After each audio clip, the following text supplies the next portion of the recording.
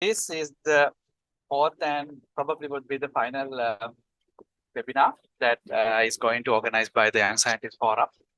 So today we have selected a special topic that is very much important to any of the young researchers regarding the publications, right? So now let me introduce myself first. I'm Dr. Pranitha Narachi, YSF member. So, and as well as a senior lecturer from Department of Nanoscience Technology. So I'll be moderating the today's session. So before we start, let me give a brief introduction to our resource person today, Dr. Roshan Taragamge, who's one of my colleagues. So Dr. Roshan Taragamge started his career with his bachelor's, completed in special degree in physics from University of Ruhuna in year 2005. Once he completed his bachelor's degree, he started a Master of Philosophy degree, joining to the YB University of Sri Lanka, and he's completed the Master of Philosophy degree in nanotechnology in July 2010. So as soon as he finished his master's degree, he immediately joined to continue his research as well as his academic career by doing a Doctor of Philosophy degree in Applied Physics from University of Brunei Darussalam from Brunei. So he completed his PhD in 2015 and worked over there. So he held many positions, starting from a research assistant to assistant lecturer in physics from University of Ruhuna, then graduate research assistant from the Nanoscience Technology Laboratory of Department of Electronics in YB University of Sri Lanka. And then he moved to assistant professor in nanotechnology and nanomaterials in University of Brunei Darussalam, or as soon as he completed his PhD. And he continued in the same position from 2016 to 2019. And in 2019, he was promoted as a senior assistant professor in nanotechnology and nanomaterials in the same university. So today he is working with us in YB University of Sri Lanka, Department of Nanoscience Technology as a senior lecturer. So his research interest goes in many areas. So mainly in advanced material simulation, synthesis and characterization of sensors, solar cells and photonic devices. So, and most importantly, he's a well-known researcher and a well-experienced editor as a reviewer.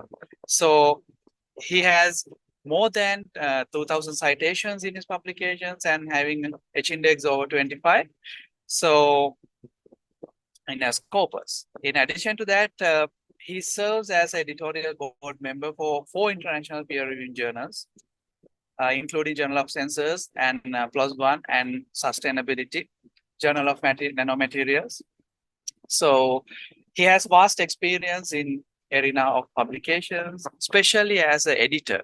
Now, this is a rare situation that we are going to hear what editors think, how editors think, right? How they're looking to our publication. So that is a very rare thing to hear. I think everybody will agree with us. So now, as early career researchers, you might wonder, right, why my papers not getting published, why it is so difficult to publish, right? So I think basically you have to start with understanding the editors or the reviewers' point of view, right? So I think Dr. Roshan would be well-experienced candidate, right? So he will be having more than like 10 years experience in as an editor, as a reviewer, right, in many journals. So he will share with us today, right, what are the things that you should know, right? Starting from the basics to ethics and with the very latest developments, especially with AI generated content, right? So I know definitely you might have so many questions on that. So let's open the forum for Dr. Roshan and welcoming him. So at the same time, I think the Prashant will allow you to ask questions. So he will explain, right, how this session is going to conduct. So you might raise your questions as he explained. So I'll be, moderating the session. And if you have feeling any questions, any doubts, right, you can directly forward it to me, right, without disrupting the Dr. Prashant. So without taking much time, let me cordially invite Dr. Prashant to take over the webinar. So Dr. Prashant, the webinar is yours, right? Thank you, Dr. Puneet. So hope you can hear me, right? Yes, you are loud and clear. So let me start sharing my screen first. Yeah. Yeah, we can see the screen as well. Okay. That's good. So you can see me as well, right? Anyway, for a while, I think I will just stop sharing my video. Anyway, so thank you very much, Dr. Puneet, for your nice and elaborative introduction about me. And good evening, everyone, again. So welcome to our webinar. Today, we are going to talk about academic publishing landscape. Under the topic, we are going to talk about the how we navigate in through the publication process, and also we will get understand about the journal matrices. And at the end, we will discuss about the publication ethics, and most importantly, we will discuss about the generative AI stuff involvement in publication process. Okay, so as Dr. Upaneth the introduction about myself, so I am serving as a journal editor for several international peer-review SCI journals, including Journal of Sensor, PLOS ONE, Sustainability, Journal of Nanomaterial. Those journals come in under different publisher like NDPI, Hindawi, PLOS ONE, and Wiley. So not only as an editor, I am serving as the SCI peer-review journal reviewer, including Journal of the Environmental Pollution, ACS Omega, Diamond and Related Material, and so many other journals. I think it's more than 30 journals. So again, those journals also come under different publisher, right? So okay, so I think that's why I am here to talk about this publication process, because I have so many experience dealing with the publication. So I thought of sharing my experience with you all. It will help you to start your journey to the publication. So, okay, so this is kind of first activity, because I am expecting actually to have kind of young academic in this forum. That's why I prepare this all the material relevant to the improvement of knowledge of young academic. So anyway, this is my first activity. I am sharing with you this the recently published one of my article, right? I will give you the 1 minute. Right, within 1 minute, just inbox me what are the information you can grab from this article. Right, this article published in a peer-reviewed international journal. So anyway, take 1 minute and just inbox what are the information you can grab from this.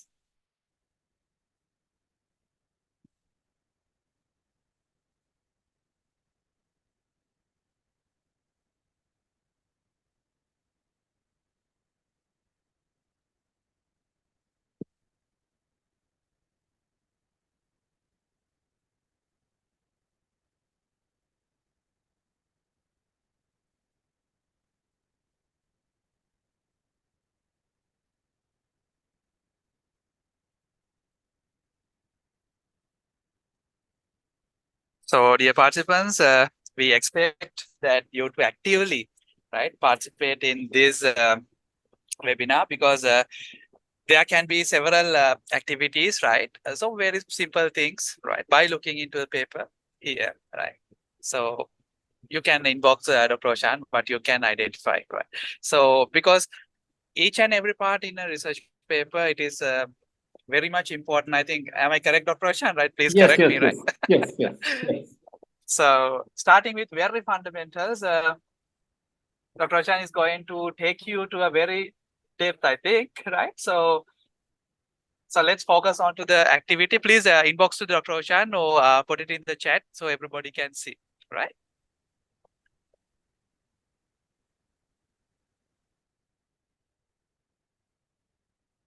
Yeah, anyway, I have received a few comments, the information. So anyway, so let's go together, right? The first one, what you can see now, right? What you can see, the first one is the journal name. This is the journal name. Molecule is the journal name. The second one you can read, this is the publisher. The third one, you can see the article, right? Article means this is a full research article. Then you can see the other thing like the title of the article, density functional theory, blah, blah, blah. This is the title of the article. Then you can see the list of the author, then the affiliation. At last, you can see the abstract of the work, right? As I mentioned, this one is a peer review journal. The molecule is a peer review journal published under the NDPI. This is a full research article, right? So today we are going to discuss what is the peer review journal, what is the full research article, what are those publishers, right? Those are the things we're going to discuss. That's why I just start with this small activity. Okay, let's move forward, right? So what is this peer review journal, right? It was started in 16th century by Royal Society in London, right? You can see on your right-hand side the first peer review article. Right? The peer review is an evaluation of manuscript by an expert in the field. Right? Those experts we call as them as reviewers. The reviewers contribute to the process by examining and commenting on the manuscript. They are the people, I think, keeping check and balance for the science. If we don't have the reviewers, we don't have the kind of improvement in the science. Right? They are really crucial for the process of the reviewing process. Therefore, the reviewer, we can identify them as a backbone of the whole process, right? So anyone doing this kind of review process, those journal, we call them as a peer-reviewed journal, right? Now you know what is the peer-reviewed journal, but some journal, those who don't kind of follow this process, we don't call them as a peer-reviewed journal. Okay, so here I want to share with you again some statistics, how this peer-review journal number is growing. Right, you can see in top graph the number of peer review journals. Starting in early 90s, we had about 700 journals, but at now we have almost 30,000. Same trend we can observe for number of publication publishing in each year. In early 19s, we have just about 15,000. Now you see how many we have. We can see the same trend. Right? Why we have so many publications coming up under the different journal? Because of the science advancement. Every day we are just finding new things, doing a lot of research and getting publish our new findings. That's why we can see this the growth of the peer review journal. Okay, so then I already mentioned there are many publishers who are doing this peer review journal. Right? Because we have about 30,000 journal, right? Of course, in a different countries, right? So normally the publishers, there are two type of categories. The first category we can call large commercial type publisher. Other one is the large society publishers. Under the commercial publisher, those common name, the Springer Nature, the Elsevier, and so many, those are the commercial publishers. But if we think about the society publishers, the common name, the American Chemical Society, IEEE, Institute of Physics, those are the society-based publishers. Under the one publisher, there are so many journals.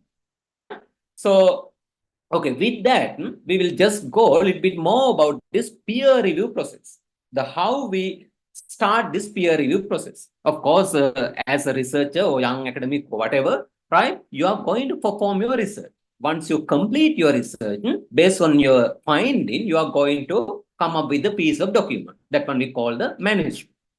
Then you have to find out the journal relevant to your work. Then as an author, you're going to send your manuscript to the journal.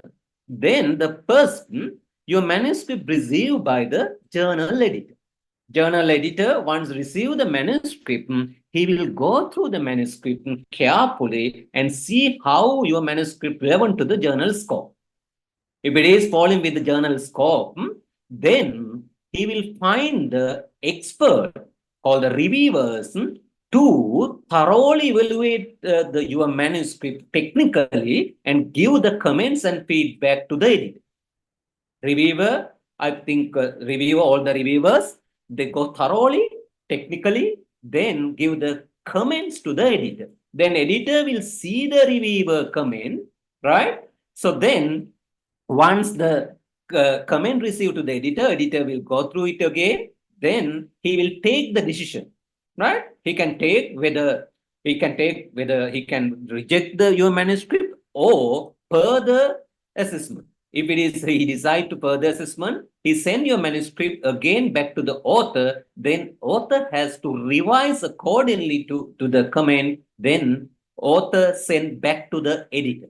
Then editor again glance the manuscript, then again send it back to the reviewer to check whether already the revision amended or not.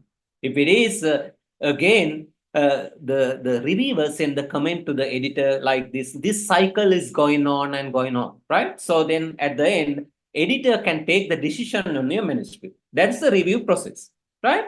So okay, review process is most kind of important thing, right? If you want more detail how this review process, this is the breakdown for the review process. But I am not going to go through it again, right?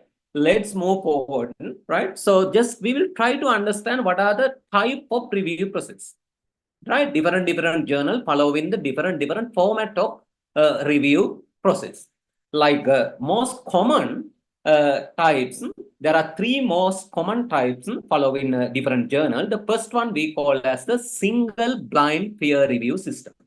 In the single blind peer review system, the reviewer know the identity of the author, but authors doesn't know the identity of the reviewer.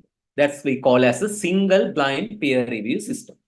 The second common peer review system, the type, is the double blind peer review system. In the double blind peer review system, either author or the reviewer, both, they don't know the identity, right? So nowadays, this one is getting popular. The third one, open peer review system. In open peer review system, the reviewer and author, they know the identity for each other, right? Those are the three common type of the peer review types following from the journal. Okay, so there are other type of peer review system also available, but I am not going to give more detail because they are not that much of common, right? So anyway, once the complete those peer review process, what are the possible outcome for your manuscript, right? First one, of course, they will accept your manuscript, right? That's a very good news, right? If they accept your manuscript. But so then they can reject your manuscript. That's a very unfortunate situation, right?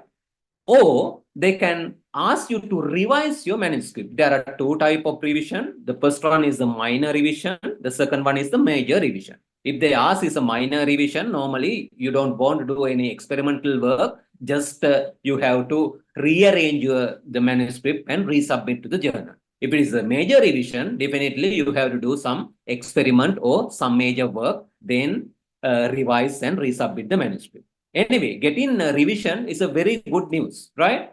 The request for revision is really good news because already the expert people going through your manuscript and they are suggesting the comments, right? That is really the important in publication process. Right. Okay. So from submission to the accept, right? We'll just see what is the percentage. Let's say starting with submission, of course, some journal received the 100 manuscript. How many accept? Less than 30% accept, right? The other 70% get rejected. Right? Of course, but rejection happening in several stages. But normally, the first one we call as a desk rejection. The rejection coming from straight away from the editor, right? So that one, I think, if we do some kind of tricks, we can stop getting reject from the editor straight away. Anyway, I will just discuss with you how we going to stop getting this rejection, right? So how to avoid this rejection, right? Many papers reject simply because they don't fulfill the journal requirement, right? That's the main reason to get the this rejection, right? So for stopping or avoiding this rejection, you can follow the simple things like first, you have to identify the right journal, right? You do your work, then you have to identify the right journal for your work. And also, you have to read author guideline. Each and every journal, they have the author guideline. But your duty, read very carefully this author guideline and prepare your manuscript according to the author guideline. And third one also very important, you have to create with the good title, abstract, as well as the cover letter to the editor. Right? Those three also very important. In some cases, right, you can, before submit, you can send your abstract and title, ask from the editor whether your the manuscript is suitable for the journal or not. That one also you can do. Okay. So the choosing a good title, how are we going to select the good title? Good title should be a clear and focused, right? It should be a clear and focused title. Provide all the information a reader needs quickly, right? To understand what article is about.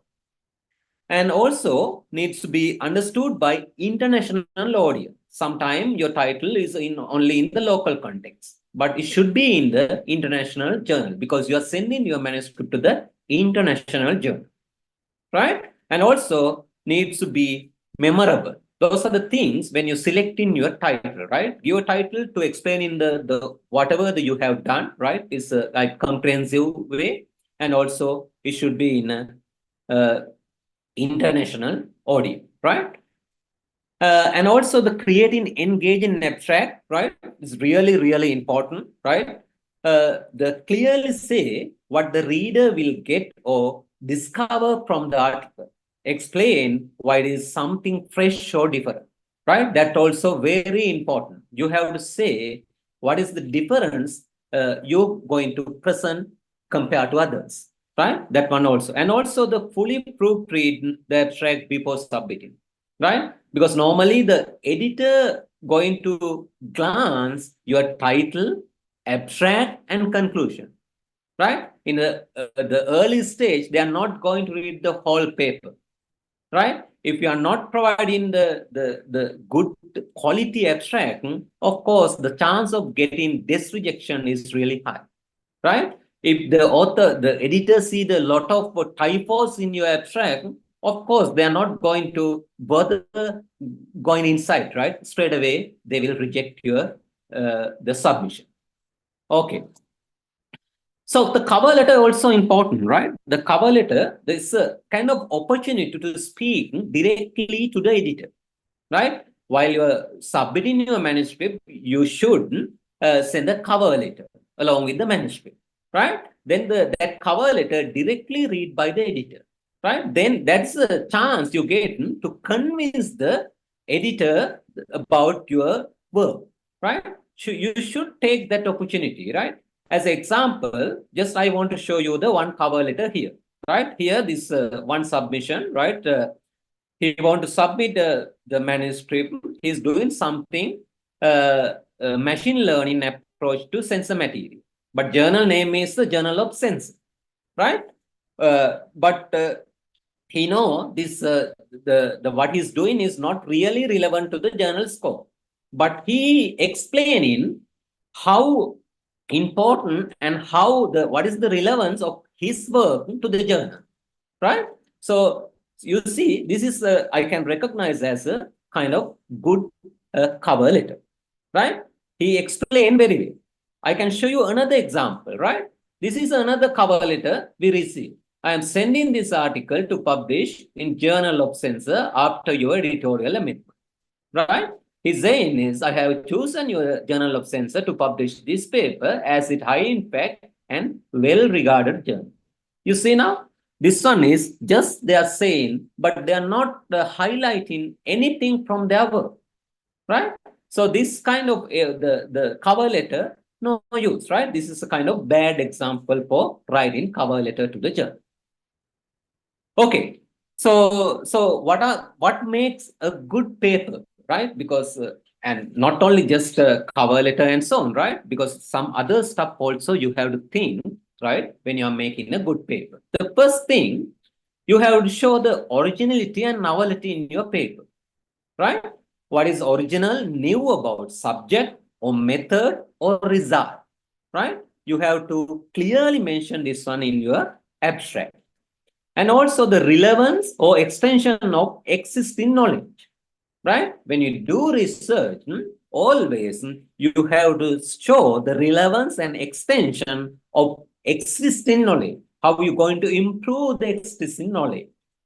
And also the research methodology, right? Reproducibility. Conclusion are valid and objectives are valid, right? Just that thing also you have to. And also the clarity, structure, and quality of writing. Does it communicate well, right? You have to communicate well to the scientific audience. And also the logical argument. That one also really important. When you are discussing something, right, based on your result, you have to make the logical argument based on the science. And also the recent and relevant references. That one also really important. The recent and relevant references. Recent mean within last 3 years references. Always you have to at least 75% of your manuscript should be recent reference. And also you are going to talk with the international audience. You have to think about how you're going to talk to the international audience and adhere to the scope and objective of the journal. Each and every journal, they have their own objectives and scope. Then your responsibility, go and check the journal homepage to check the scope and objective, right? Those are the things when you are preparing a good paper, always you have to follow. This one already we discussed, a good title, keyword, well-written abstract, right? Those are the things you should follow when you're making a good paper. Of course, the problem encountered by author in publishing, right? There are kind of many problems, but we can categorize them for 3 sections. The first one is a general problem. General problem means not appropriate for the journal, not original, outdated or irrelevant data, the practical difficulties, conflict of interest, ethical issues. Those are the general problems. But I am not going to go through a lot. And also the scientific problem is unclear hypothesis, poor and weak design, sample bias or too small, inappropriate or misapplied statistics, unjustified conclusion, outdated references. Those are the scientific problems. And also this one also really important, presentation problem. Meaning is poorly organized, badly written, careless errors, unclear tables and figures. Right? If you do very novel, original, and really good science, but still your presentation is poor, mean easily reject your paper. Right? You have to make sure present your work in a very good way to the journal.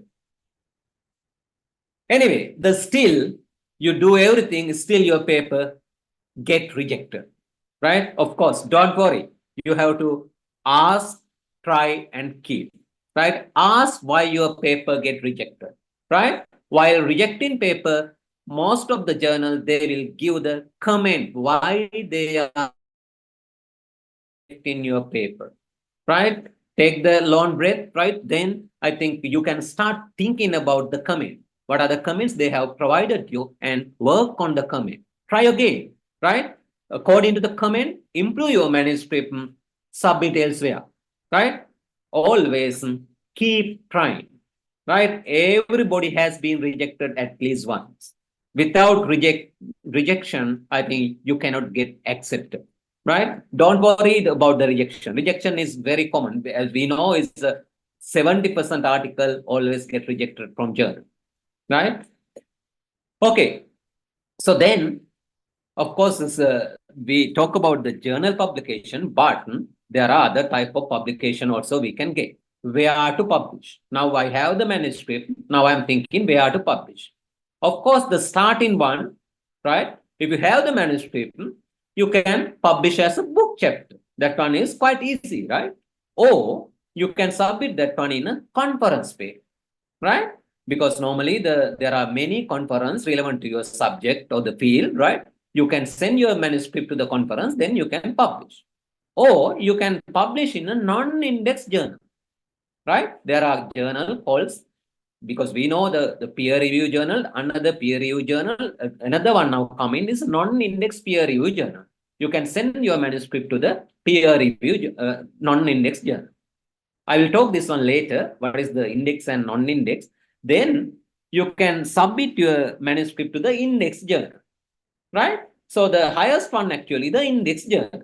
You can see the level of difficulty is actually starting from book chapter to the index journal, right? The highest difficult one, getting your manuscript published in an index journal, the least one is the book chapter, right? Then you can decide where you're going to publish.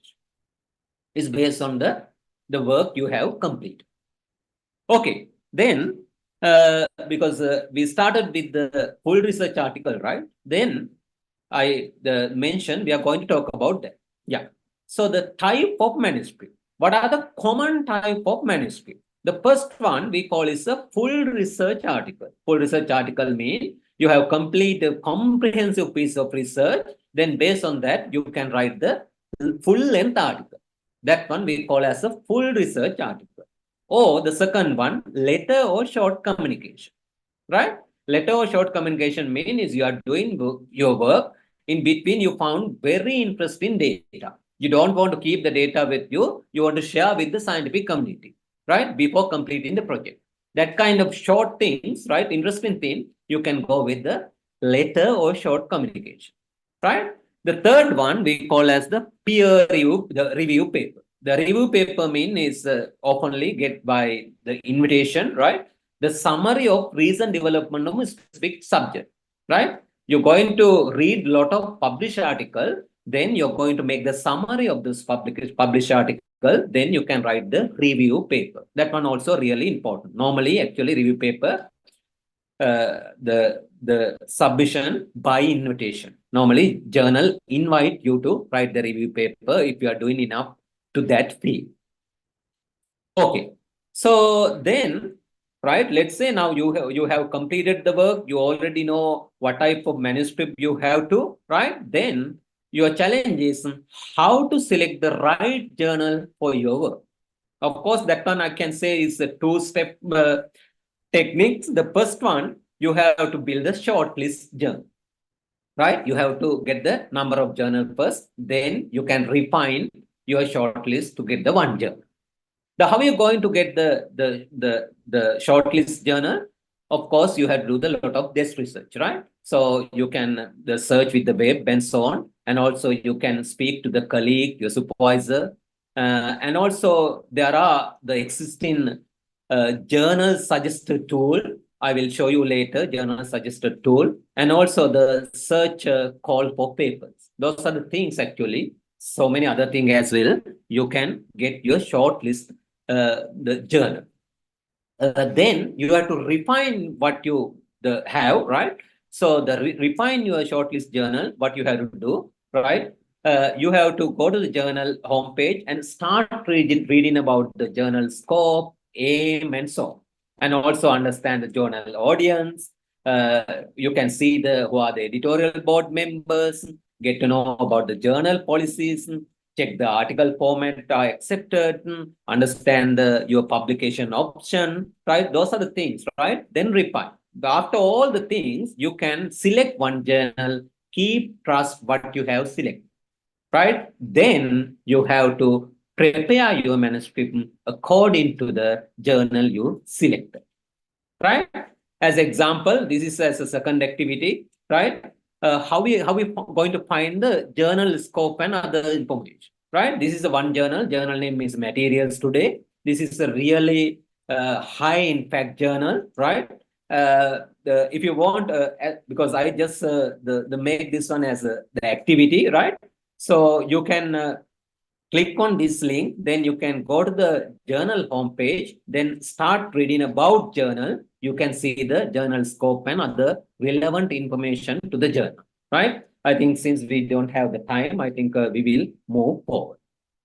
So this one also the journal suggested tool. As I mentioned, right, if you have your manuscript ready with the abstract and the title, right, now the many publishers, they have the kind of the published tool. What you have to do, you just throw the abstract over here, right? This one is developed by Taylor and Francis. You can use this link to go this journal suggested tool. You throw your abstract here, then start reveal suggested journal, click on this, then it will suggest you the potential journal for your publication, right? This one is a one journal suggested tool. And also this tool is developed by the publisher called Elsevier, right? You just click on this link, then go to that particular link, then you throw your abstract again, right? It will come up with the potential journal for your manuscript, right? That's how you are going to make the shortlist journal. So anyway, I am here just set up one example for you, right? I have the prepared one abstract, right? Using this abstract, you can start out doing these two activities. Dr. Upaneth, do you have time for this? Yeah, Dr. Roshan, yes. I think showing them how to do it would be very much beneficial to everybody. So yeah, please go okay. through it. So let me.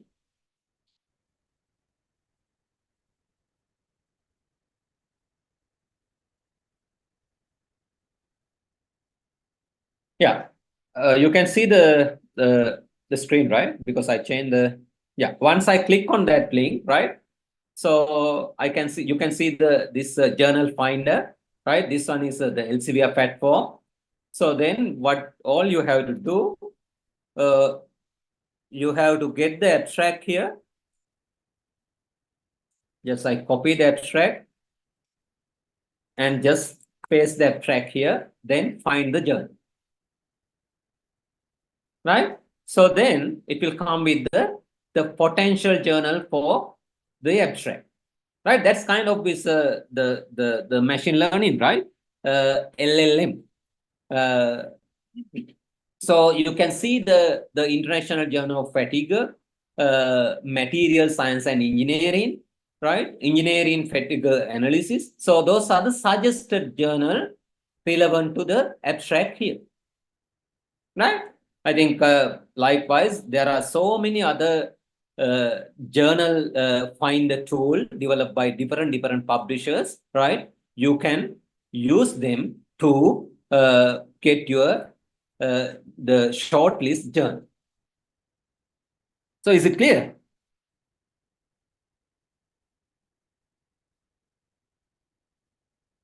Hello? Yes, it is clear, Dr. Roshan. Any question or anything? I think if the participants have questions, Yeah, better you to can throw raise up. anytime, then. Yes, you can raise it anytime. So put it in the chat box, or you can directly, talk, right? Yes. So both options are available, Dr. Roshan. Is it okay? Yeah. So anyway, so I think is in that way you can find your journal. I think we can just go ahead. And also, right, once you find the journal, the next thing, prepare your manuscript according to the journal.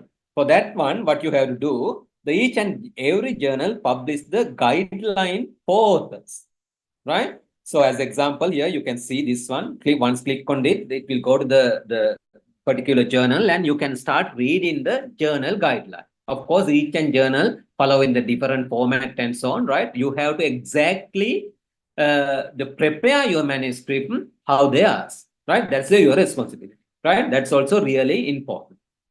And also the next one, understanding your publication option, right? Mainly there are two type of publication option. The first one we call as the open access publication option. The second one we call as the subscription type publication option. The open access one, of course, once your manuscript get accepted to publish in the journal, you have to pay, as an author, you have to pay money to the journal, right? Then your article will be available free for the readers, right? That's the open access process. But that one, of course, normally the index high reputed journal nowadays is open access free, about 3,000 USD, right? But other one is the subscription type. You don't, as an author, don't want to pay any money. They will do all the things and accept and publish. But as a reader has to pay if they want to read the manuscript, accepted one, right? So that's the way this the publications options, right? There are two: the open access one and the subscription type. Right, depend on your capability. If you have the money from grant and so on, right, you can go for the open access, or you can go the subscription type, right? That one you have to decide before you submit manuscript, because nowadays some journal only get the open access one, right? Then at the end, if they accept your manuscript, you must have to pay. Otherwise, they are not going to publish your manuscript, right? That's why you have to you have to find out your option before the submission. Okay, this is the model. I am not going to explain this one. Anyway, once your manuscript get published by the journal will give the digital object identifier, DOI number, right? Each and every journal, the publish your whatever the manuscript they publish, they will assign the particular number for that particular document. That number we call as the DOI number, right? From as an author, you don't want to do anything. The publisher, they will do everything and get the number for you.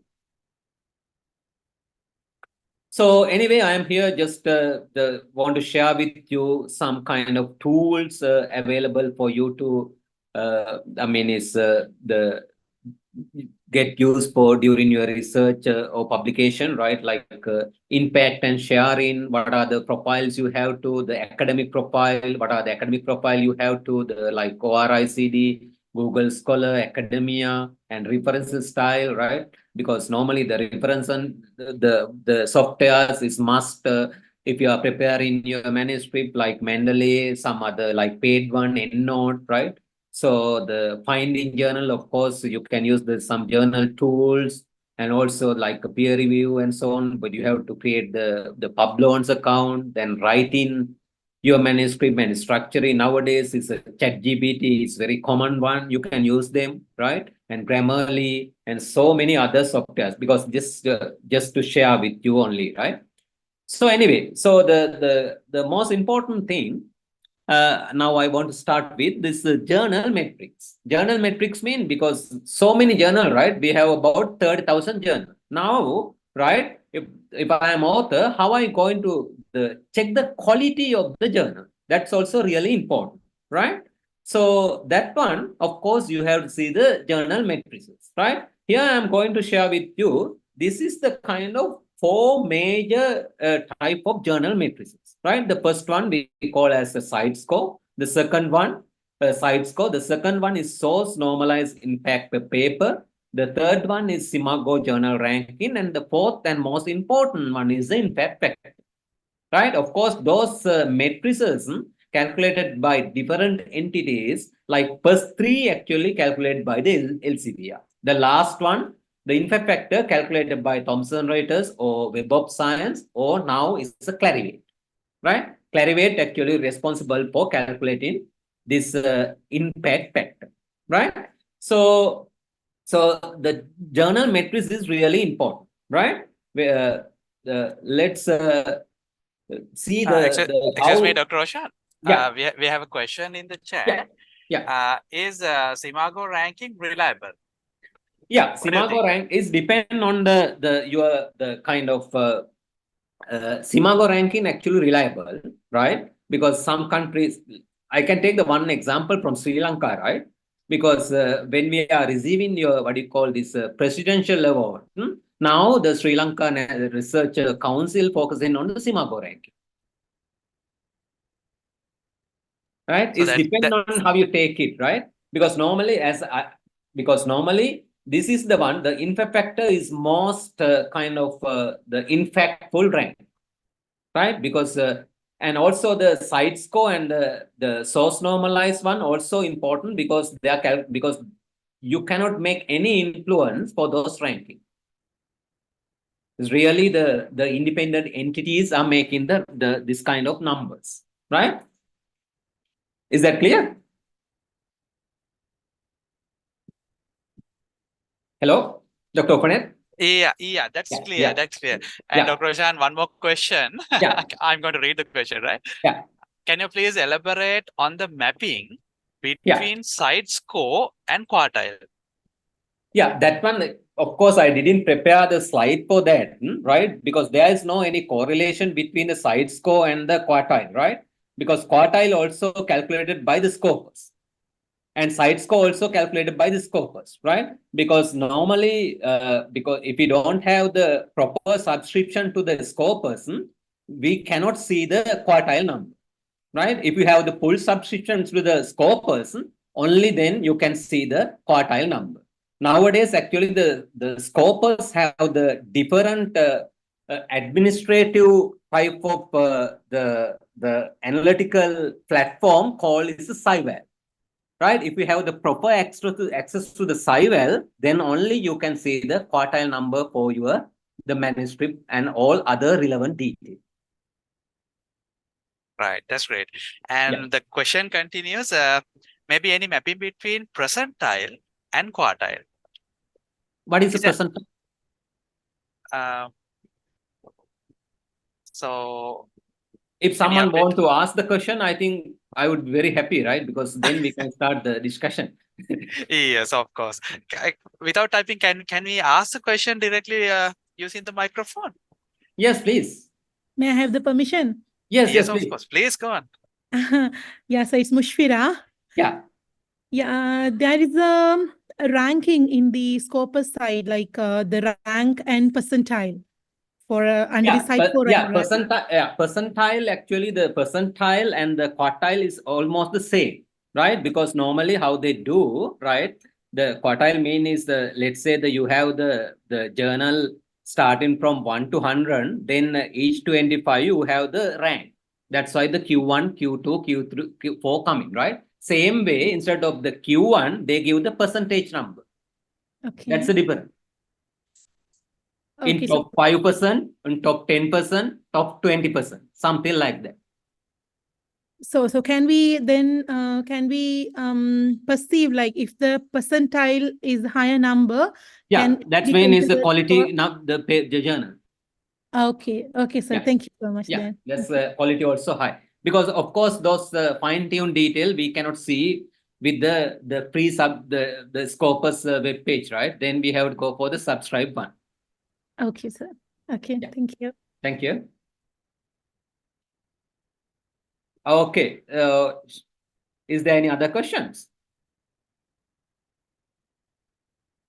So anyway, so I was discussing about side score, the source normalized impact paper, Simago ranking, and impact factor, right? So anyway, this is the what I got from Scopus regarding one journal. Journal name is a Cancer Journal for Clinicians, right? You can see the side score 600 something, SJR number 86, and SPINP is NIP number 153. That's the highest number reported for any journal in the science, right? Or any other field, right? That's why I selected this one, right? This one I got from Scopus, right? If you want to check the what you call the impact factor, the easiest way, you can go to the journal homepage. Normally, journal homepage, the publish the impact factor, right? This Cancer Journal for Clinicians, that's the highest impact journal in the world, right? Impact factor is 254.7, right? So of course, sometime what they have published is not sure. Then you have to read the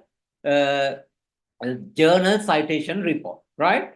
I will, I think, explain later about the journal citation report. Normally, this journal citation report created by Clarivate, right? That is the kind of the justifiable number coming for the impact factor, right? Then, but that one, of course, you have to get the subscription if you want to see the full report.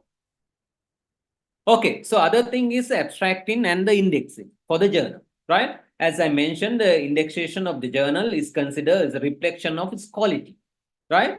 Index journal are considered to be the higher scientific quality as compared to the non-index journal. That one already I mentioned, right? During the selecting the where to publish, right? The highest level is the index journal. The next one is the non-index journal. Of course, is the index journal is a higher quality compared to the non-index journal, right? So indexing services, of course, you can see the many type of indexes are available, right? Starting from Google Scholar. The Google Scholar is the one type of indexing service, the Publon, Score, right? Among them, the most reputed indexing services provided by the Clarivate Analytics, right? Those are the most reputed indexes. The second one, Scopus, right? If any journal get indexed by the Clarivate and Scopus, of course, the quality of journal is really high, right? When you are selecting journal, you have to see the journal index in which, right? In a Clarivate or Scopus, of course, no doubt, the journal quality always high because they are checking the and maintaining the indexing service, right? So I think is you have to carefully check. That one also you can check when you go to the journal homepage, right? They always publish the where they index. The major journal indexing services, of course, you can see the coverage wise and quality wise. The highest quality, right? Indexing by Web of Science or Clarivate, right? Any journal indexed by the Web of Science, the another name is Clarivate, right? So the quality of the journal is high, right? The lowest quality you can see the Google Scholar, right? The coverage for the lowest coverage, you of course for the Clarivate, but coverage is high for the Google Scholar, right? The second type of indexing quality you can see for Elsevier or Scopus Indexer, right? So that's how we see the quality of the index. And also there are top 3 indexing calculated by given by Clarivate, right? The first one we call as a Science Citation Index, SCI, or Science Citation Index Expander, SCIE, right? And the second one, Social Science Citation Index, SSCI. The third one, Art Humanities Citation Index, AHCI. Those are the 3 indexes actually. As academics, if you know when you're getting your promotion and so on, right? Always people look for those index journal, how many journal you publish, right? Those are the 3 index, SCI, SSCI, AAHCI, right? Recently the Clarivate introduced another type of index called ESCI, Emerging Source Citation Index, meaning if a new journal applying for the above 3 index, first they have to be in ESI before they get into the SCI, SSCI, or AHCI, right? They have to spend some time period before they get in, right? After some time period, of course, they might get or not, right? So that's the new index, the Emerging Source Citation Index, that all given by Clarivate or Web of Science.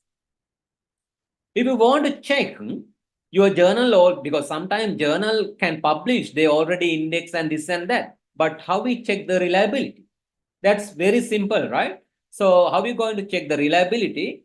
You can go to this master journal list published by Clarivate. This one is free, right? Anyone can get access from anywhere, right? You just click on this link, then you will go to the master journal list, then you type your, yeah, I think is we can do simple example, right? So already the Dr. Upanet shared the link, right? You can click the link. I also can click, right? So then we can go to that page. Let me share the, yeah. This is the master journal list. You can see the master journal list coming from Clarivate, right? So here you can see the search journal, Then you can search the journal title, ISSC, ISN number, or whatever the things, right? So as example, I'm going to search Journal of Sensor, right? You can see, right? Journal of Sensor. So once I search Journal of Sensor, you can see, right? The publisher is ISN number, all the other detail. Here you can see Web of Science core collection, science citation, index expand, right? Any journal come under the Web of Science core collection, right? Then they give what type of index they have, right? That is simple, right? If you want to search any other journal, what you want, you can just start searching by putting the name here, title of the journal, you can start searching. Then you know whether your journal indexed by Clarivate and what are the index having for that particular journal. Is it clear? I think it is very much clear, Dr. Roshan. Yes. Yeah. So as example, I got the same example. You can see here, right? So once you get the result, you can see under the Web of Science core collection, this one saying that Science Citation Index Expanded, SCIE Index Journal, right? So that way you can find the how and what is the index you are having for your journal.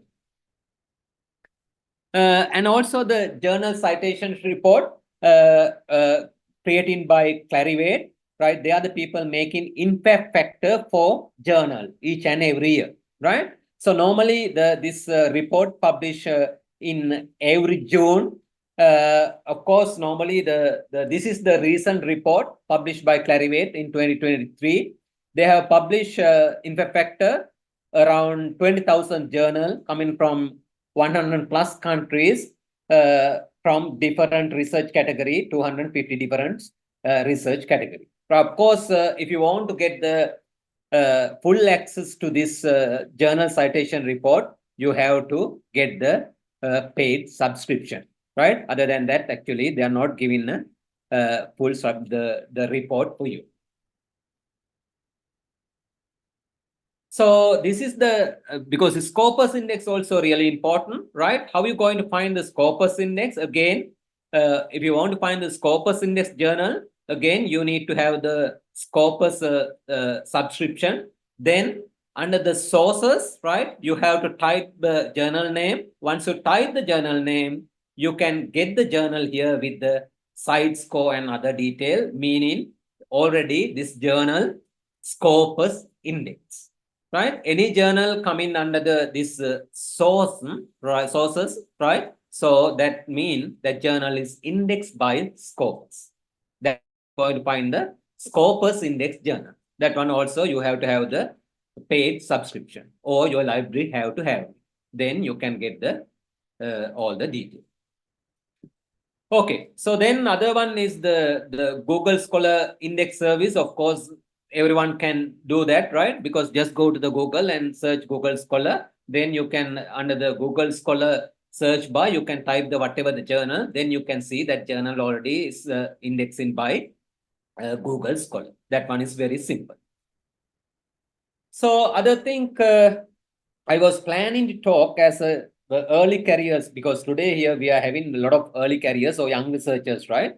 So the research identity and online presence, that also really important for us as a researcher, right? We have to, I mean, share our finding with the world, right? Because if you are sharing our knowledge, of course, that's what we need to, right? As a researcher, not only for us, we are doing research for everyone, right? Whatever the science advancement we can see, because everyone is sharing their knowledge, right? So we also have to do the same.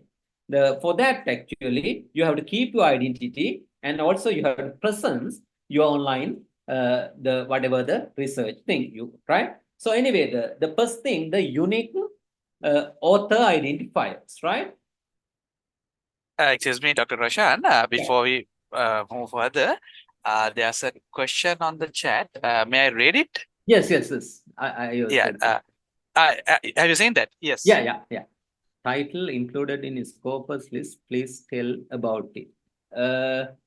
what do you want to know about this actually? Regarding this? Sir, there is a title, journal title only included in the Scopus list. They have Yeah, when this we- one, right? You go to the Scopus page, then No, in when the we page you download can the see. when we download the Scopus journal list, You cannot we can see download the another list. list from the Scopus. Yes, we can download now from the download Scopus source list, No, you cannot do that one. but we can get it now from Google. We can get the Scopus list. No? No. If you have the If you- full subscription, that is fine. Do you have it, right? No, I don't get, but I am able to download the 2023 Scopus journal list. I can download. Anyway, but Download if it. you download and see the, but anyway, if you are downloading from the Scopus site, that is fine, right? Whatever the come in as a download, then if you see your journal already in that list, that's fine. That's the Scopus index then. Yes, that But means I the one think- list is Scopus index journals, and another Yeah. list they can mention as a title included in the Scopus. Title in what? Title, journal title included. that No, means But they not have in that completely list. included in the Scopus list. Not completely included, so only title only included in the Scopus list, like that. I Another didn't get you spreadsheet. the question properly. Dr. Yes, Upaneth, did you get the question? I think now when you are downloading this list from the Scopus site, that Yeah. means you are saying only the titles are available, right? Yeah, title and other like a site score, the percentile, the citation, the count, everything is available. Yes. I think if you have the full subscription, Yeah. then you will get all this information. But Oh, I yes, think of course. Other than that, yeah, you may get only the title name. Yes. Yes. so that's the thing, Yeah. right? If you Yeah, don't he's have the getting only full title, is it? subscription, only titles, right? Yes. Okay, So Yes. in that case, you can check whether the journal is included in the indexing or not. That's all you can get, right? Yes. Okay. Correct. Because if you see the title in the downloaded list, meaning is your journal already indexing by the Scopus. But Yeah, if you but- want to see the other fine-tuned detail, of course, you have to have the subscription. Is it clear? Yes, sir. So, All right, great. Yeah, we can move on then. Okay. Dr. Shah, please. Over to you. Okay, so then actually the unique author identifiers, right? As a researcher, right, always you have to keep the three research identifier. The first one is a research ID. Research ID. This one is developed by Clarivate, right, or Web of Science, right? The second one is the author Scopus author identifier is developed by Elsevier. The third one is the ORCID, right? Developed by ORCID, which is a non-profit community-driven organization, right? So anyway, if you have the ORICD, right, you can interconnect your ORICD with the Scopus and ResearchGate as well, the research ID as well, right? So anyway, as a researcher, always we have to have the researcher ID, Scopus author identifier, and ORICD. Anyway, I will explain how you're going to make it. The first one is the researcher ID. That one is very simple, right? You have to click on this link, right? Then you go to the Web of Science or Clarivate page. Then there you can register yourself as a researcher. Then you can get this kind of ID. This is my ID in Web of Science, researcher ID, right? So that one is very simple. So the second one is a Scopus author identifier. That one is a unique number match with the authorship to group of document, right? So anyway, you can see this is the author ID, right? For one particular author, one of my colleague. So this author ID, of course, you cannot create the author ID for you, but if you publish at least one paper indexing by Scopus, the Scopus, right? Automatically, Scopus will create the ID for you. Then forever it will be there, right? Then later on, you publish many other publications also come under this particular ID, right? That one is automatically everything go to the one profile to the one ID. That one, what you call this Scopus will do for us.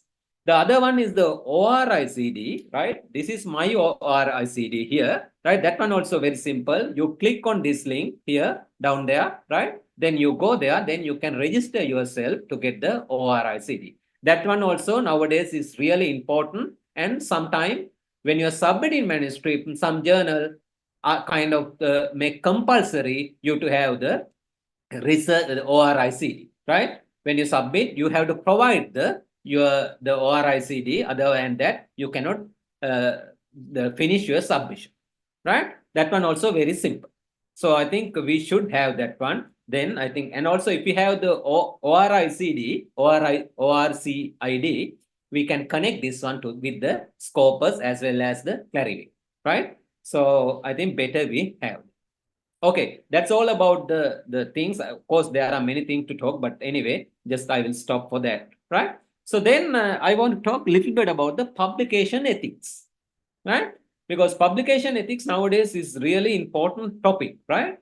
So I want to show the one story here. This one actually, this lady got the PhD from NTU. NTU is the way, I mean, material science is a kind of top within top 10 numbers in the world, right? So she did the PhD, then she got the employment from A*STAR, the agency.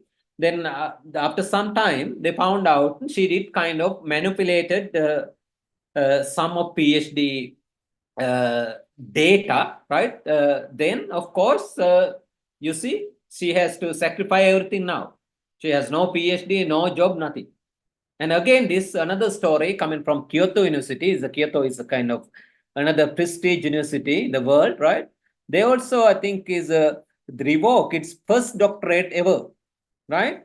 They found out one PhD student manipulated the data during the PhD time. Then they revoked, right? Its first doctorate, right? That's the second story. You see now is this kind of story is now getting kind of common, right? Because people are violating the publication ethics. Okay, so let's talk about the publication ethics. The scientific misconduct is the violation of the standard code of scholarly conduct and ethical behavior in the publication of professional scientific research, right? Usually, of course, motivated by career pressure or ease of publication and money gain, right? Those are the things actually happen. Anyway, under this, we can talk about the many ethical issues, right? The first one I want to highlight here, the ghost and gift authorship, right? Sometimes is a ghost authors, right? Meaning is the people do work together. At the end, they just the remove the who did the work, right? Then the publish without their name, right? That one we call as a ghost author. The other one is a gift author, right?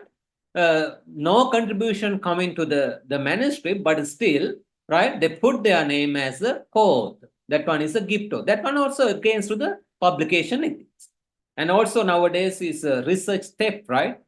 As a reviewer, because I also do the review, right? Because as a reviewer, we are getting a lot of manuscript to review. Then, right?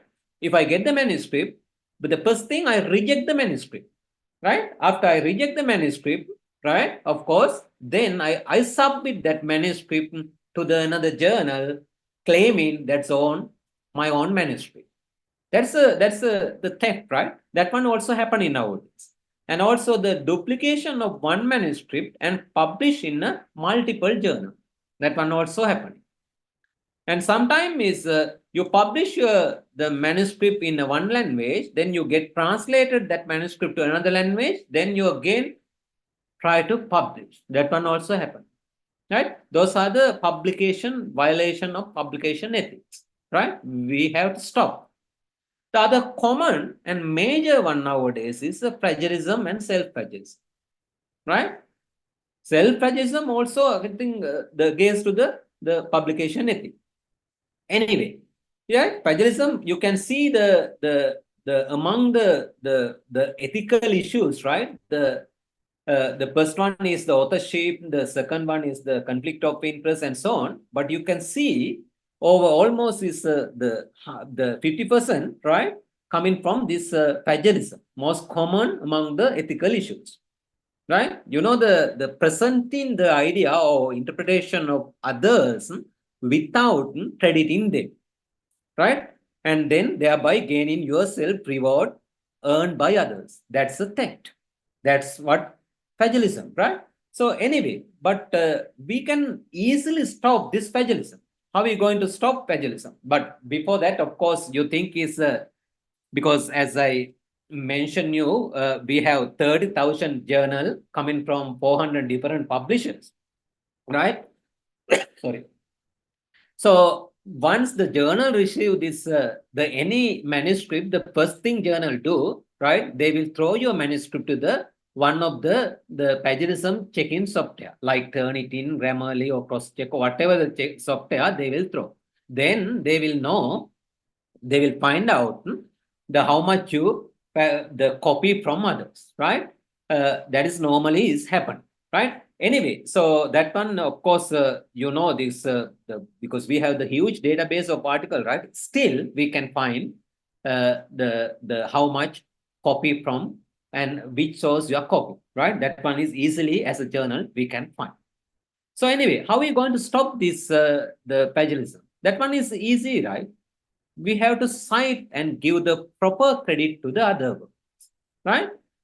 You can use the kind of other work, but you have to present as, I mean, in a your way, right? Then you can stop, right? The citing work of others, right? By citation is important for at least 3 reasons, right?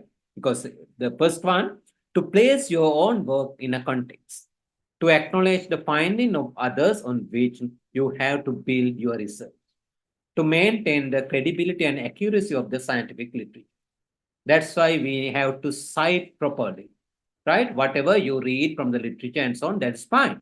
But when you're presenting in your work, that one you have to properly cite and give the credit to the others, right? So that's how we have to stop the plagiarism. And also the again another kind of ethical issue, because let's say you have did the kind of comprehensive research, right? Then you don't want to publish as it is. Then what you're going to do, you're going to submit piece by piece, right? You have the complete story, but you are not going to submit the complete story. You are going to part by part. That one also we call it a salami slicing, right? That one also is kind of the violating ethics in the publication, right? So other kind of the ethical misconduct also, right? Improper use of human testing and animal testing. That one also we call as the ethical issue, right? We cannot do that. And honesty and integrity also sometimes exaggerate your data. You have this much of data, but you exaggerate your everything, right? And also is called as a ethical problem. Anyway, so many other things I am not going to, right? So here I am going to talk about generative AI, right? Because of that, the new policy, opportunities and risk, right? So let's talk about what is this generative AI stuff, right? What is the generative AI? Generative AI is a kind of learning algorithm capable of generating new content based on the given input. That's generative AI is doing, right? Generate the new content based on the given input. But before that, of course, we had that traditional AI. But traditional AI did, right, or doing the analysis data and tell what it sees, right? Exactly what it sees. But Gen AI can use the same data to create something new. That is the new with the Gen AI, right? As we know, the Gen AI tool, because that's a very common and most popular tool is the ChatGPT, and other tool also Bean. But anyway, those tools are using large language models, LLMs, right? Large language model, right? As you can see from this image, right? You prompt or input whatever things you want to the LLM, then you will get the output, right? The choosing right model for a task and feed in the model with the good prompt, you will increase the quality of output, right? You know the when you're using ChatGPT, right? If you ask ChatGPT to do something, right? You have to prompt it well. then you can get the quality output what you want, right?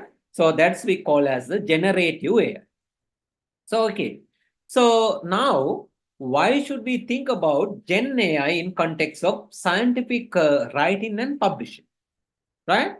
Sometime, of course, as an author, right, also is wondering, am I allowed to use this technology for my manuscript?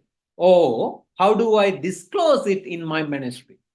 Or should I list an AI as a co-author in the manuscript? Those are the common questions come to the authors, right? Because normally because these Gen AI tools are getting very popular, right? Of course, we can use them in the scientific writing and publishing as well. Then as author, those common questions come in, whether it's okay to use this technology, how do I disclose if I'm using it, then, right? If I use the kind of the large percentage, should I mention this one as a code? Okay. So before that, I think before we see the policies, right? Let's see the Gen AI risk and challenges. Okay, the first one, sometime the inaccurate information and unreliable sources, right? Gen AI tools may generate incorrect or made up information, such as a kind of citing non-existent references, making up authors or suggesting non-existent reviewers. Those are the kind of the risk, right? Sometimes is inaccurate, right? Everything, information. So, and also the ethical concern or bias. The bundle often lack of transparency. Gen AI tool may be based on bias training data. Potentially, of course, is ethical standard and so on. So anyway, I'm not going to read this one. You can see if we have the bias platform who are developing this Gen AI, of course, again, ethical issue, right? It's a bias. And also the lack of up-to-date information. Sometimes some Gen AI platform having outdated data set to train their model. So then, of course, your information also out of date, right? Outdated. So then, in that case, whatever the recommendation coming from the tool is not kind of based on the current knowledge, right? That one also is a problem. And also the not trained with scientific data, because if you are thinking about the how we get the involvement with this Gen AI to scientific writing and publication, right? We have to get the scientific writing, right? If our Gen AI tool is not trained with the scientific data set, of course, whatever the output also not come into the what we expect. So because of that, we have those challenges and risks.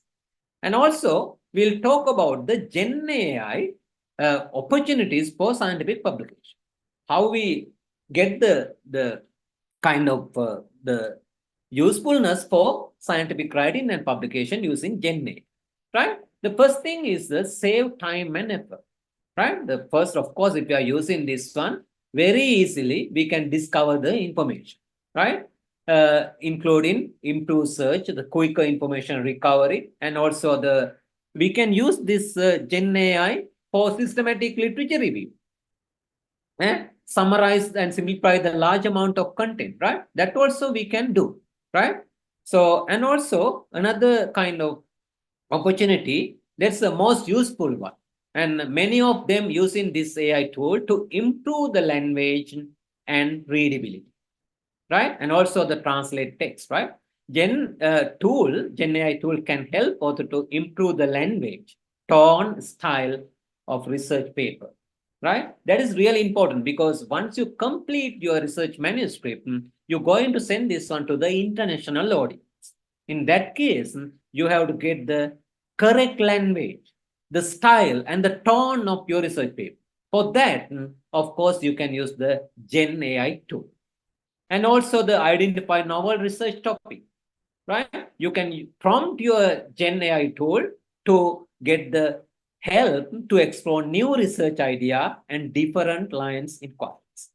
And also promote research. Sometimes you do research in a very with the rigorous scientific way, right? But if you want to express your research to the layman, you have to translate your scientific language to the the lay people language, right?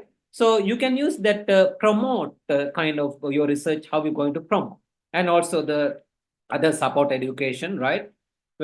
Question bank and so on. Of course, those are the opportunities with the GenAI. Now we'll see the how publisher, right, come with the new policies for GenAI and guidelines for GenAI, right? Many universities, organizations, publishing ethic organizations such as COPE. COPE is the main organization controlling of the publication ethics, Committee of Publication Ethics. They are the people actually dealing with the most of the journals, setting all the ethical, the kind of guideline for the journal, right? It's a non-profit organization. So anyway, they all working together, try to develop new policy for Gen AI use. But still, some publishers don't allow use of Gen AI under any condition. But luckily, most of the publisher, they do allow authors to use technology for defined purpose, for especially for language and readability improvement. But somehow you have to properly disclose it, right? Of course, as we know, the policy always have to improve, right, with the technology improvement and so on. That one actually we can see. So here you can see the COPE statement regarding this Gen AI policy, right? You can see here the AI tool cannot be listed as an author of a paper. Even though you heavily use this AI tool making your paper, you cannot list this AI tool as an author. But the good news is authors who use AI tools in writing manuscript, production image, or graphical element of the paper or in the collection or analysis data must be transparent in disclosing in the material and method of the paper. So they say they are okay to use AI tool for generating text, image, or graphical element in your paper. But only thing you have to do, properly disclose how you use it, right? Of course, the responsibility of the content always goes to the authors. And also, this is the guideline provided by the giant publisher, Elsevier. You can see the author are allowed to use Gen AI technologies in writing process before submission, right? For language and readability of the paper. And also appropriate disclosure needed, right? Again, bottom of the paper where they mention where you have to disclose, right? And this one from Science, right? They also allow to use this Gen AI tool. You can see, but they also say that may not be listed as co-authors or co-authors in your paper, right? So, but somehow you have to disclose in the cover letter and in the acknowledgement section of the manuscript. The authors are accountable for accuracy of the work and ensuring that there is no plagiarism. That one, of course, is responsible for the author, but they are okay to use Gen AI tool. ChatGPT is totally okay. In summary, using Gen AI for publication, writing, and publishing, right? Most publisher permits Gen AI use for sorry, language and readability improvement. Of course, they don't allow to list Gen AI tool as an author in the manuscript. But there's a requirement, you have to disclose properly usage of AI tool in method section or acknowledgement section, depending on the publisher, right? And also you have to mention this one in the cover letter to the editor. Of course, the accuracy, the accountable for author are accountable for the accuracy of the content and for ensuring there is no any plagiarism. That one again is the author responsibility. So I think with that, I think we are coming to the end of the webinar today. So as a recap, what we have discussed today, we start with the peer review journal, the peer review process, the choosing right journal, journal matrices, the indexing, research identity, and publication ethic. At the end, we just discuss about the Gen AI thing. So I think here I'm just getting this picture from this PhD comics, right? So you are here with your manuscript. You see, if you want to get your paper accepted, the journey is not easy, right? We have so many barriers. Might be your supervisor, right? Or the reviewer from the journal. At last, you have the editor here, right? He's the person given the real gate opening light, right? So I think still, right, as the researcher, right, we have to reach for this destination. But we can, but journey is a little bit hard. Anyway, thank you for your attention. Yeah, if you have any question, I am happy to answer for any question. Thanks again. Thank you, Dr. Puneet. Right. So after 1.5 hours, we came to the end. So from the audience, is there any particular questions? So we can spend few more time. Yes, Dr. Shan, if you can please look into the chat. Yes. There are so many questions popping up. Yeah.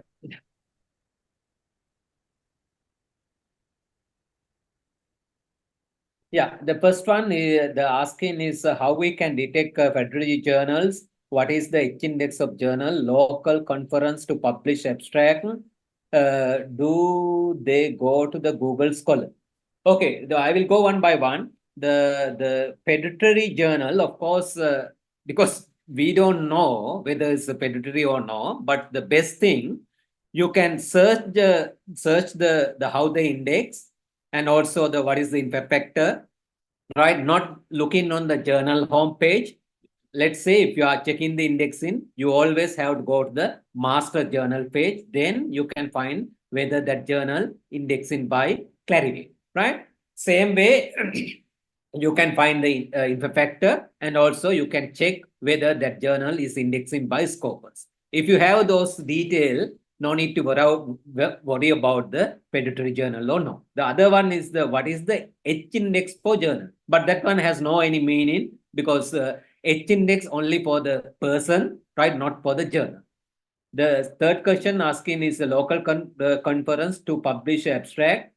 Depend on the conference, right? Even though it's a local, sometimes we have the very good quality conferences organized by our local people. So you can check all the detail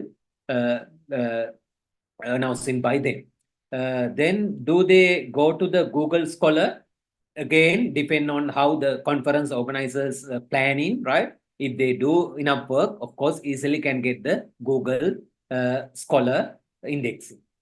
The second question asks, may I know about the H-index and IH-index? Of course, yes.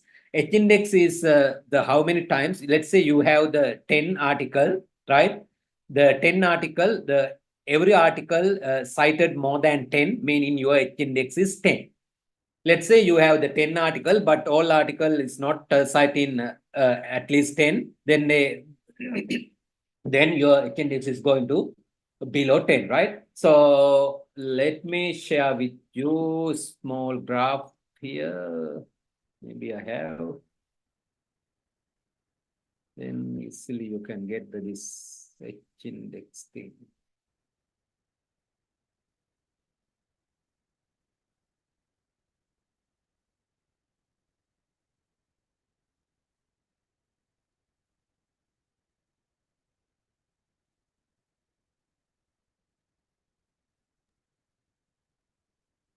Yeah, this is the graph. Can see. Yes. Let's say the number of papers here, number of citation here, right? Let's say you have the many papers, but it's still not citing, right? But not one paper, right? If you want to increase the H-index, you have to get cited for each and every paper.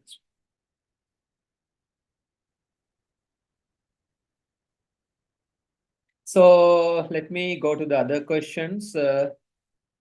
So IH index means if you have the paper more than 10 citation, of course, you can see the HI index, right? The any paper having more than 10 citation, it will go to the HI. Can we share us with the PPT? Of course, I will share with you the PPT. PPT will be uploaded to the website. Dr. Yeah. Panik, I think Yeah, actually, Dr. Roshan, now that is from the Nasdaq side. So they will definitely upload the recording as well as the material shared. Yeah. So in the Nasdaq website, so all the participants can take them maybe in a few days. So Yeah. they can obtain it from the Nasdaq website. So I think I don't see any other questions coming.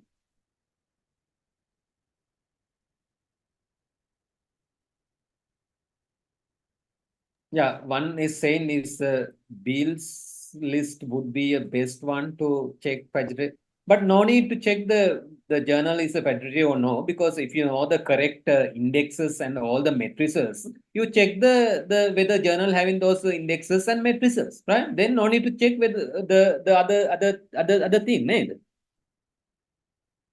Anyway, that's my idea, right? So you may have the different idea.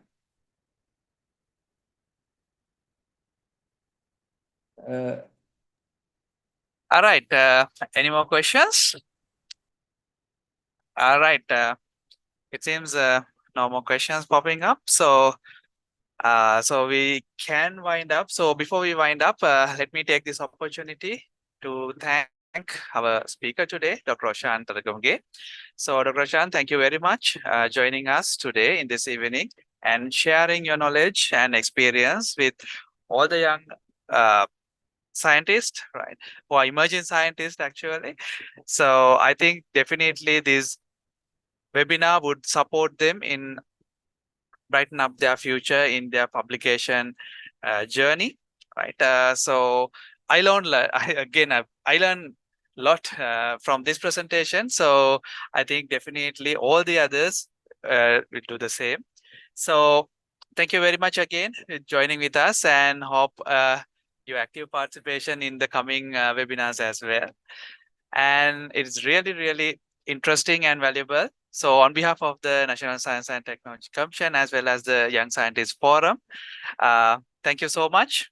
Thank you so much for everyone participating today and absorbing something new for you, right? So see you soon in a new webinar, right? So until that, have a pleasant weekend and good night.